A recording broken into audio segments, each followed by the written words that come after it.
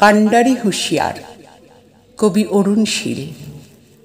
যেখানে অশুভ শক্তি ও প্রীতি মাথা তোলে বারবার, প্রতিহিংসার আগুন পোড়ায় মানুষের অধিকার, সাম্প্রদায়িক গুজবের ধোঁয়া ছড়ায় অন্ধকার, সেখানেই কবি গেয়ে উঠেছেন কান্ডারি হুঁশিয়ার।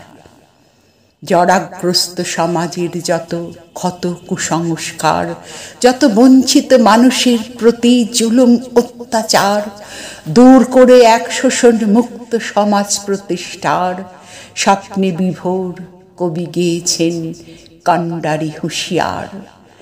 অগ্নিবীণা ও বিষের বাঁশির সুর কি যে ক্ষুরোদ্বার, দেশবন্দনা মুক্তি চেতনা শৃঙ্খল ছিঁড়িবার, কঠিন শপথে তুর্যনিনাদে করেছেন তোলপাড়, দীপ্ত কণ্ঠে গেয়ে উঠেছেন কান্ডারি হুঁশিয়ার।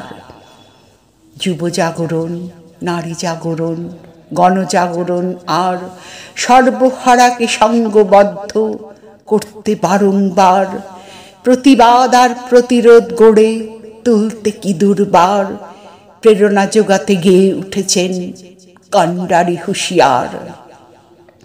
এত কি আবেগ, এত কি সাহস, এত উদ্দীপনার প্রাণময় বাণী বাঙালির বুকে করেছেন সঞ্চার।